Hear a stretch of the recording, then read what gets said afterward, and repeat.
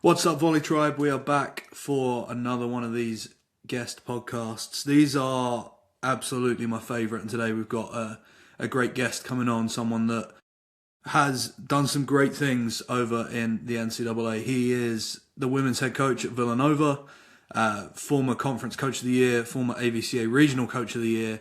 Josh Steinbach, welcome on to the podcast. Alex, thanks for having me, man. It's good to see you. Yeah, I'm excited to do this. Yeah, I'm excited to get your take on things. That we've had a lot of the European side of things sort of spoken about, and not a huge amount from the American side of things spoken about in terms of guests on the show. So I'm excited to get um, your We'll take it easy. Take it easy on us over here, okay? Yeah. absolutely. So just give the audience a little bit of a background, kind of a quick rundown of your coaching history, kind of how you got to Villanova, and Yeah. yeah. Yeah. I mean, certainly not by expertise. I think by accident is more of how I ended up here.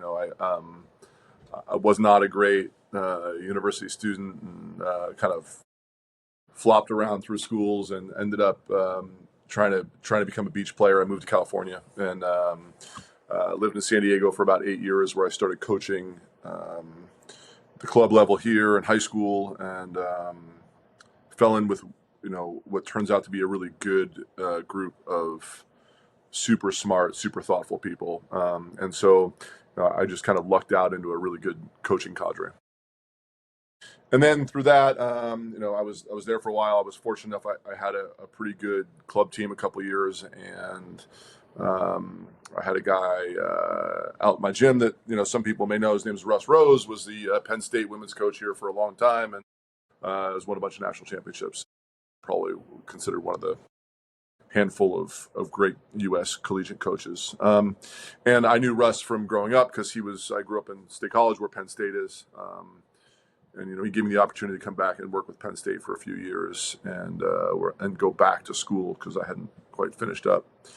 So I got my college degree there, and a couple assistant coaching jobs later, and then was fortunate enough to fall into this job at Villanova as the head coach. I've been here now 19 years. So yeah, a little experience on the beach, a little experience in coaching high school, and a lot of doing club, and then a few university jobs, and then here. It's been a really good. It's been an interesting career, and it's been one I've really enjoyed. Yeah, so I really kind of fascinates me the US system, and I know it will do for a lot of people listening. Obviously, there's so many jobs out there in terms of coaching volleyball, and for us over here, it's a really different thing. There's not that many professional coaches, especially here in England. Whereas I know from being on the US side of things, you have that ability to kind of work your way up, and you get paid almost starting with very little knowledge of coaching. You're still getting paid, uh, as long as the kids are enjoying it at your club. Yeah, yeah, You know. yeah. Well, I mean, it feels much more like a corporate environment in some ways, right? Like there's so many different levels you can coach at and do it professionally. From some people who are doing very, very well and making a lot of money to coach the game, and then some people who are scraping by, and everywhere in between. So I'm fortunate to have fallen in a niche where I've made enough to be comfortable, and been in a place where I like, with people I get to work with that I enjoy. And it's a high end academic school, and so I get really bright kids, and that's kind of a fun environment for me because I've got a bunch of players that like to learn. Yeah, Yeah, let's just jump on that a second because I was doing some research, and I try and take this a little bit professionally. This podcast. yeah, yeah, Your team is super successful off the court in the classroom as well as on the court, right? hmm You've been AVCA academic awards pretty much every year, right? yeah. We missed it one year way back when. I don't know what happened then, but yeah. How important is that though? How important is that aspect of their development for you, coach at a Yeah. school like Villanova?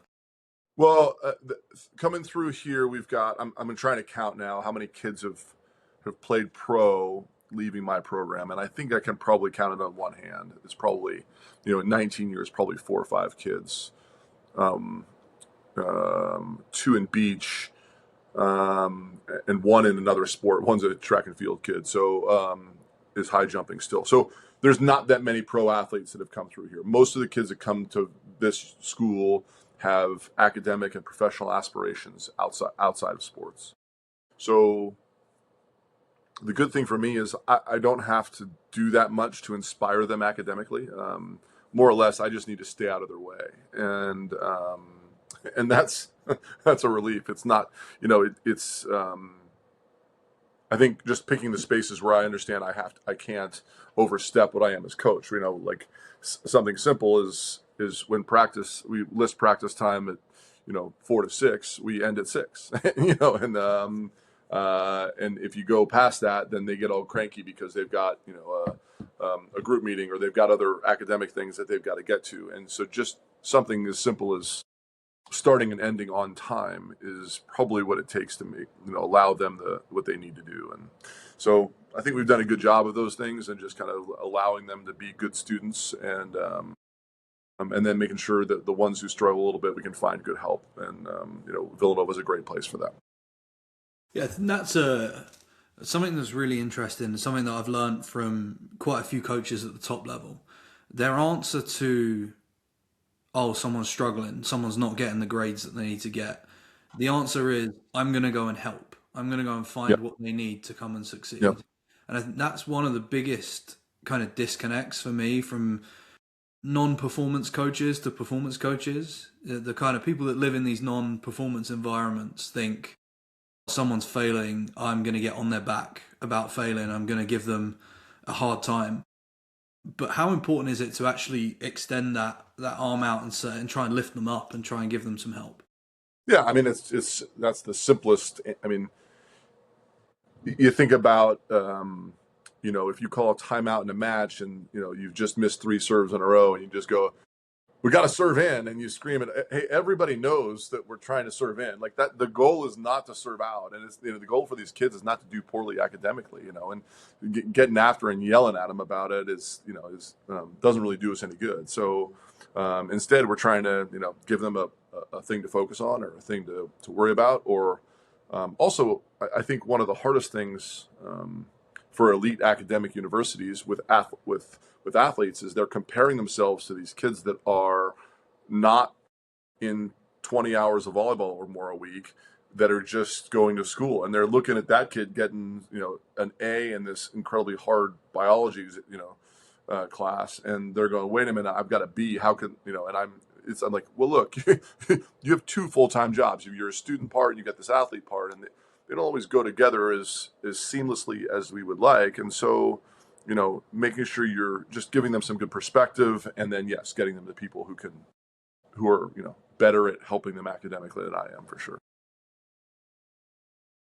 No, it's a great way to be. Let's talk a little bit about coaching, because really this podcast comes from a conversation we had between Christmas and New Year when we were just chatting about coaching and life, and we kind of spoke a little bit about the constraints-led approach, which is, for the people listening to this show, you're familiar with what the constraints-led approach is. At least I'd hope so, after a year almost of doing this podcast in the way that we do it. But so talk about how you've started to use CLA a little bit more in practice over the last few years. Well, first off, I'm, Alex, let me preface this, but I'm not an expert, and I'm not a motor learning expert, and I'm not, I have a degree in English Lit. So it's not like I came in here and I did a bunch of studies and whatever else. But what I learned pretty early on in my coaching career was that there are some skills that come with, outside of doing, being in single contact stuff, learning how to, what I thought at the time was just learning how to. And so we always loved playing a lot of games where we changed the rules of the game, because we wanted kids to learn how to win games no matter what the rules were. Because in matches, things, the things change. We don't, teams do something different than you're expecting. The officials call the match different than you're expecting. The environment's different. And so being able to overcome whatever the thing is to me something important. And I told you I had a great coaching cadre, and somebody early on told me that winning is a skill, and it's something you have to pay attention to. And so I was fortunate that when I started hearing about CLA, I was like, oh, this is cool. We do some of these things already. We score manipulate already, and just what by trying to incentivize the things that we're trying to get to by just manipulating the scoring of a game is one of the things that we've done, for forever and ever here. And so when people started talking to me about that, I became a lot more thoughtful about how we did it instead of just kind of randomly throwing stuff out. And then, starting to listen to Casey Kreider over here, and was one of the first ones I really got into talking to about CLA here, and we're playing it now. We're starting to play a lot more small-sided games where we can just get into some skill stuff with some 3-on-3s or some 4-on-4s or some 2-on-2 games that may be that are manipulated in ways we want, and it's been really fun. Our kids have really enjoyed it. So, like I said, I'm not the expert, but if you come and watch our practice right now, you'll see us warm up with a bunch of games. We still do about 10 minutes every practice of some single contact stuff, not because I think it's great, but because I think that's what our players crave, because that's what they grew up with in the systems around here, and it's more to appease their sense of what good practice is. And then we get into playing, some bigger 6-on-6 type things to get into what we want to accomplish as far as the team goes. Sounds very, very similar to how I structure what we do, and I love this idea of small-sided games as a warm-up activity, because I think it warms up the whole athlete.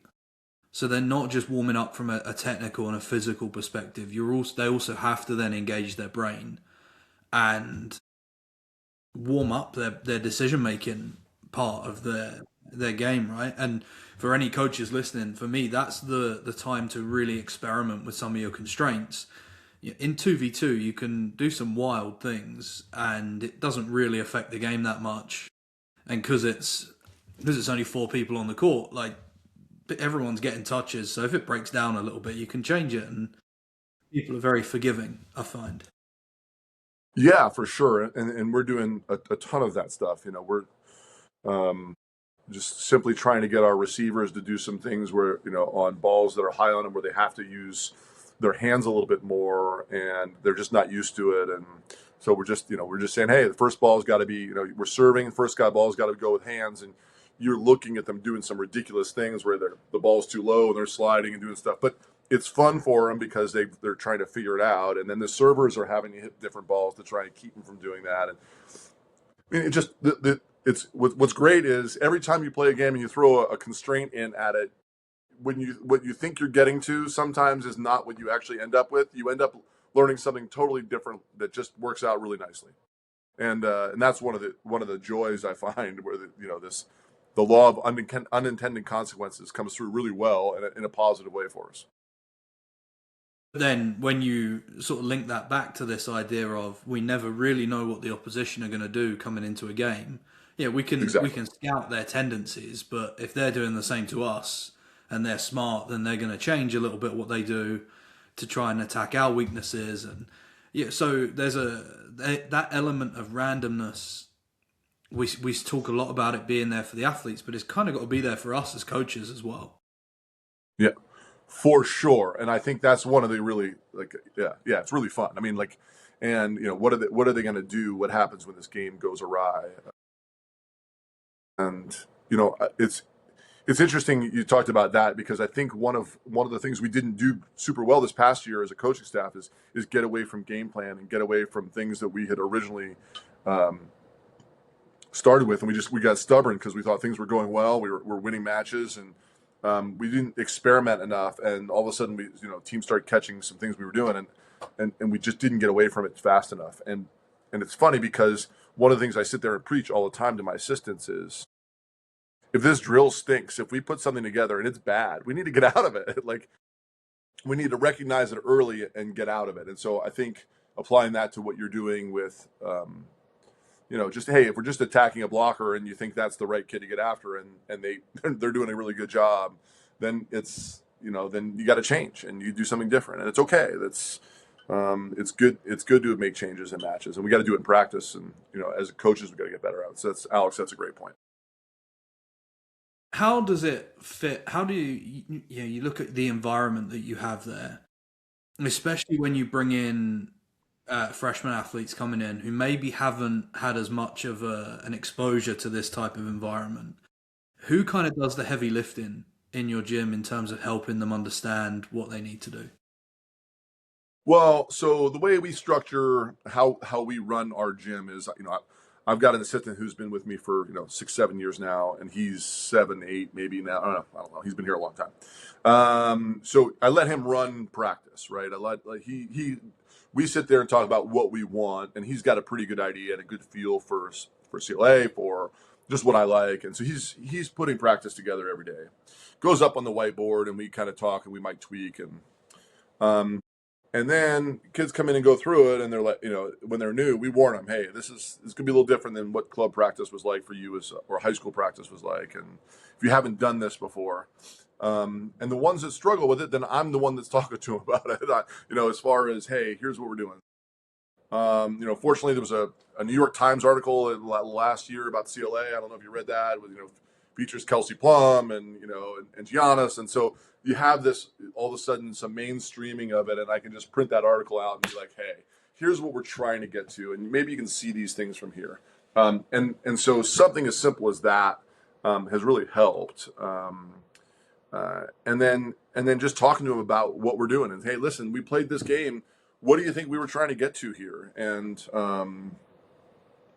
we play a game for our blockers where we move the antennas in, and so we move the antennas in about 3 feet from the end line. And the reason we did it is for hand work, right? We wanted to block more balls and to get better with our hands. We figured if we move the antennas in, we would get more blocked balls, and it worked out really well. But there's all kinds of other things come out of it, right? Like, so we just played regular volleyball, but it still has to go through the antennas. But the antennas are now 2.5, 3 feet inside, and so you have this small space to attack in. And a couple of our kids were like, I don't understand what do we do? Like, what are we doing? And I was just like, hey, listen, what are we getting out of that? What's happening? And when you start just engaging them in, hey, this is what we're doing, they figure it out pretty quickly. They're not dumb. They can talk through it. They just are used to something different. And yeah, and I mean, I do crazy stuff in my gym. So we have bleachers that overhang from the end line, like on the side, well, the end line of our practice courts, but on the sides of our game court. I famously will go up there and serve balls, from the bleachers to passers, and they get super mad. But it's just one of those things. It's like, hey, if we're doing an individual, let's put balls coming in from wherever at whatever speed from whatever, and see if we can figure out how to pass balls to target from all kinds of different places, because we just want to be able to make the ball go where we want. I love that. The constraint about moving the antennas in is my favorite thing right now. We do it so Yeah, much. yeah, My two best attackers are my middle blockers. This year, teams have obviously starting to see that in when they scout us, they're trying to adjust towards it. So you bring those antennas in, and suddenly your pin blockers can step in and block the middle way yep, easier. And it's yep, just made my middles so clinical in how they come out and attack, because they're used to having loads of bodies in front of them. They're used to being able to really have to work to find the seams to score. And I love it. We tried one on Tuesday at practice where I took the middle of the court out. So we brought two extra antennas out and just stuck them in the middle of the court. And that took 20 minutes for the group to really work out what they had to do. But it started to really shift around how we worked. How important is the reflection piece in there? You kind of mentioned it a little bit, like asking the group what this game's trying to work out. How are we beating essentially this rule set? yeah. Well, sometimes I think it's really important, and sometimes it's really obvious, right? Like, I think it varies based on what you're doing. I'm trying to, like I said, we've got really smart kids. They're all smarter than me, and doesn't take that's a low bar, but they come in, and I'm like, hey, this is the why. Hey, I'm doing this. This is the reason we're doing this, and and we're trying to keep things random even when they're not, right? Even when we're in some single contact serve receive, like I would do a bunch of serve reception where it's just two passers and me. And I'm still doing that a lot, but I'm trying to make sure that we constrain a little bit of what they can do. Hey, you guys, we're going to start you guys at 12 feet, and this is where you have to begin. Here's a marker. Feet begin here, and you can't leave until the ball's served. And what does that do? Okay, now you're going to start at 20 feet. What's that do? And just trying to change those things up. And when they ask, well, why are we doing these things? I have to have good answers. I can't be just, I felt like it. Let's see what happens. I think as long as you have thoughtful answers for kids and you're prepared for that, then they're going to buy in a lot easier. And what I know from 19 years is that no matter what you're doing, if your team's not bought in, it's not going to go well. And, you could be doing all the things that are exactly the right, perfect things for the group that you have. But if they don't believe you, then you're not going to get the most out of them. So you better have good rationale and explanations and be able to talk through the whys of what we're doing. And so that's something we make sure we talk about as a coaching staff. When we just my favorite part about CLA right now is the way we talk about it is we just make stuff up. I was like, hey, listen, can we just play a game where they record whether they were in balance? How many times they got out of balance during the play, and what, just whiteboard, and everybody's got their own marker, run over and mark it. And my one assistant's like, well, I don't like this and this, and the other assistant's somebody else. So we played a game called freeze tag for a warm up the other day, where it was basically after one contact they couldn't move until the next ball was contacted.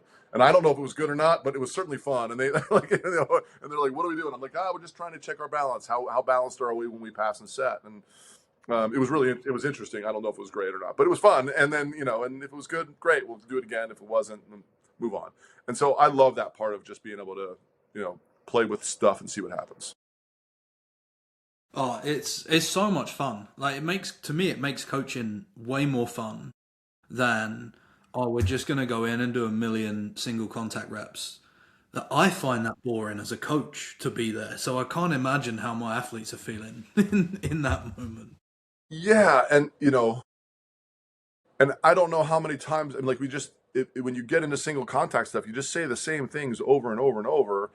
And I've always been a fan of letting the athletes feedback themselves, right? And so this is just the next step of that, right? It's just like, hey, now they're playing the game that feedbacks them, and they can judge whether or not they were getting the thing that we were trying to get to on their own. And we do a little video on it, and we'll tag some things, but it's pretty straightforward at that point in time. And then the other joke I've made for years is that less of me is in practice is more for them. And my voice is not as constant. There's not this static of me yabbering all practice long, because we set up the game, here's the game, and then we go. And I put my arms over and walk around, and once in a while I'll be like, hey, how did that feel? Or what did you think about this? And then that's it. And it's really nice. Yeah.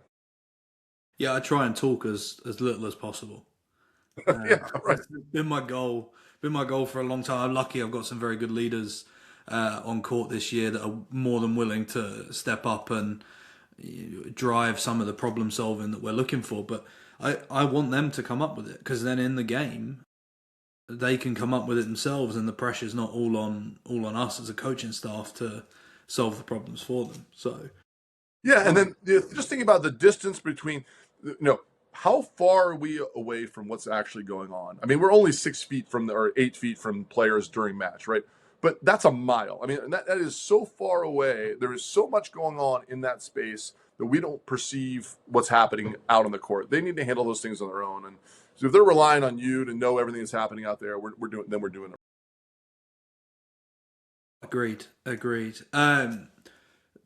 Let's talk a little bit about coaching and life. The NCAA season is extremely full on, right? I don't think people quite understand how full on this is when you do it full time as your job, and you really care about the program and the athletes in it, and how much that you're working. How do you kind of deal and cope with the roller coaster that is an NCAA season? Well, I mean, I think this is a topic I'm talking a lot about right now. We're talking about it in our department. And I think, one of the things is that we're, we don't do a very good job, as at least in American society, as what we put forward is good coaching. We put forward the maniac who is so obsessive that they can't see anything but what's happening on match day for weeks ahead of time or whatever else it is. And we just, it's ironic you asked that, because we just had a department and somebody meeting the head coaches, and one of our former basketball coaches, Jay Wright, who's won national championships here as a basketball coach, was talking about how hard that is sometimes. And he was talking about being in church and hearing something during a homily where he texted one of his players because it hit a note, and it's like we don't turn it off, and it's I think when you love what you do, it's hard to turn off in your head. And so I don't, Alex, the problem with the question is I don't have the right answer all the time as to how to create, how to manage myself. I'm fortunate now in my life where I am that I'm fortunate in some ways, but my kids are out. I'm not doing, I'm not shuttling them to things around and trying to balance those things. I think I did an okay job while that was going on, while my kids were coming through.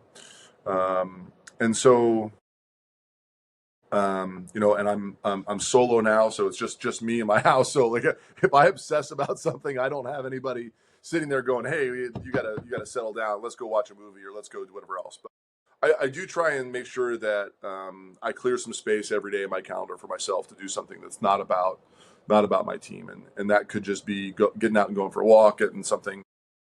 I like to read fiction. I like a good movie, or a show, or whatever else. I make sure I've got something that I can take an hour with and just decompress, or unconnect, whatever the right way to pull the plug on volleyball stuff for a little while. And I think that's important, because if we're on it all the time, it becomes too much, and we overanalyze and overdo things, and we overcoach our teams too. And we need to let them be not super controlled, and just make sure they're doing the things that they need to do as well. So, long answer. I'm not sure. It was a little rambling, but I apologize. No, I agree. I think making that time for yourself is a great thing to do, and physically blocking it out in your calendar, in your day, I think is a great thing that you can do to really push the self care element. Because if you're not at your best, the athletes will know. Yep. Oh, yeah. And they won't then, as much as we don't want to be the figurehead of our environments necessarily, the athletes subconsciously will copy the behaviors that are shown by coaching staff. And I think if the coaching staff are there and they're looking after themselves, you start to see athletes that do the same. And that's kind of been a big thing for me since we were away, since we got back from traveling a bit this winter. Like, I've trying to rebuild my life a little bit, physically, getting the right rest, getting the right food. Because I just think if I'm asking my athletes to do that, then I should be doing it as well. I should be putting myself and making sure I'm at my best coming out. Yeah. Yeah, avoiding hypocrisy, right, is just, hey, this is what you need to eat, and then I'm throwing down, whatever it is, and or hey, you guys need to make sure you're getting your workout and your sleep in and whatever else, and I'm up till 3 a.m. Crunching stuff. It's just you're 100% right, and the phrase that came to mind when you were talking about that is, I think it's a Bill Belichick, who's an American football coach, is kind of, is that when people would come into the program, he would say, "We don't become you; you become us." And as a head coach, that becomes true in ways you don't always want. Like he was using it as a culture, and we've got this great culture. You're going to become our culture. You're going to become these things, but you have to be careful, because that also is the negative things too. Whatever the things that are wrong with your going on in your program, that you may be modeling, whatever it might be. Those things, permeate through your group, and groups tend to follow their head coaches and do things like their head coaches do. And so, if you're super calm all the time, they'll be super calm. But if you're super crazy all the time, then they're going to get that way as well. And so you have to be careful about what you ask for, because you might get it. Absolutely. You spend a lot of time, well, maybe not a lot of time, but you're often out watching young athletes Hmm. playing. A I'm lot of sure time is correct. Yeah. you're you're on that recruiting trail. You're having lots of conversations with athletes. If you had to give advice to some young athletes about the recruiting process, some things that stand out, could be positively or negatively, and kind of a little bit on your philosophy on who you bring into your gym, that would be amazing. Well, I think we do this. You know, we do talks about recruiting for young athletes all the time. We do it every year at camp. We do it at, I'll be at some kind of college showcase or something. I'll show up, and the night before, maybe there'll be a Q&A, or there'll be a Q&A time for coaches. And the question about, hey, what do you look for, happens all the time. And so the advice I give is, one is be yourself. I mean, I think one of the things that I wish we would do more is, hey, we're trying to find what the right fit is. And I'm not trying to, as an athlete coming up, I'm not just trying to get to the highest level I can get to, or I'm not just trying to get to this, whatever. They've got something in their head, hey, but it should be what the right fit is for me, from an academic, from a volleyball standpoint. And that means, some kids just want to be on the highest level team. They don't mind having a role where they don't play too much, and that's okay. Or they want to compete against the best every day in practice, and that's all they care about. Some kids are not going to be comfortable when they don't play, and so they know they should know that, and they've got to go someplace where they know they're going to come in and be impactful in the program. And I think trying to find the right fit is a huge deal. And then so that would be one. What we always tell kids is that we're going to evaluate you on your ability to physically do the job. I mean, and that's the number one thing. And then all the other stuff are the tiebreakers, are the things that can impact a recruiting process. So, hey, can you physically do the job? Are you high enough above the net, fast enough, strong enough, whatever, skilled enough? But then how you relate with your teammates, how you deal with failures, how you accept coaching, all those things we were looking at. But those are the things that come in next. Those are the next level things. I think Yeah, I don't know if that's answered your question or not. Yeah, no, I think it's really important, and that idea of you have to be able to physically do it. We're not out here recruiting athletes. The thing I would hate is an athlete to come into my program that wasn't at the standard and then felt awful for 3 years because they're committed to coming in and playing, and they're never going to ever be good enough to actually play. Yeah, and Alex, the truth of the matter is, and the hard part is that happens all the time, right? And because we make mistakes, we think something, and then we talk ourselves into something else. And man, the standard, like you said, the physical standard gets lost once in a while. And I had a player graduate just not a year or two ago, and one of my favorite kids, just a great, funny, lovely young woman who's got a great degree and has got a really good job and is doing really well in life. But man, she just could not get. She was never, after 5 days in the gym, it was like, ooh, this is gonna be. She's gonna be in for a long. It's gonna be hard for her, and it's hard to manage that, and those things become hard. So yeah, we're trying to make sure that we have kids that can fit the level we're in. Yeah, and I mean, there's the one thing that sort of stands out to me. I mean, I had this a few months back. I was at a junior event and I saw a couple of times athletes interacting with their parents, and I stand there and I'm like, I would never have spoken to either of my parents like that. Oh, yeah, And yeah, that to me, that's a massive red flag. I'm like, if you can't, that person is supporting you massively through this journey. And yeah, they might be annoying you, they might be pissing you off, but you've got to treat them with some kind of respect. And always gets me a little bit when kids don't, or athletes, I'll call them athletes, when they don't treat the people around them with respect. Like, I don't care if your coach is the worst coach you've ever played for. You've got to hold them with some respect. If you're not respecting them, then what are you going to do to me when it gets tough? That's exactly what I was going to say. If you can talk to your parents like that, what the heck are you going to say to me? Yeah, no, I agree with that. That one, and I don't know what your recruiting situation is like when you're watching volleyball, but in our environment, we're in with parents all the time, so we'll be sitting on the sideline in this club gym where there's a million courts and it's just a zoo of people, and so. Fortunately and unfortunately, sometimes I'm sitting next to parents of kids who I'm recruiting, and I can hear them talk. And I will, admittedly, I've crossed kids off the list because of the way the parents were interacting and talking about what was going on with other athletes and stuff. I was just like, I don't want those people in my program. That's just not my thing. So you've got a lot of those little things that can matter, and in our environment recruiting is very intimate as far as work. And I'm leaving tomorrow for a big event, and I'll be doing it all weekend, watching volleyball with a whole bunch of other people. Yeah, those 100 court venues are crazy. I think it's something you can't really describe until you've actually No, experienced it. Uh, no. And I send it once in a while to my non-athlete friends or non-athletic people, and like, this is what I do on the weekends, and it's just like they see a video and they're like, that looks crazy. I'm like, yeah, it's not. The video doesn't do it justice. Yeah, it's a mess. um, I've got a couple of quick fire questions for you here.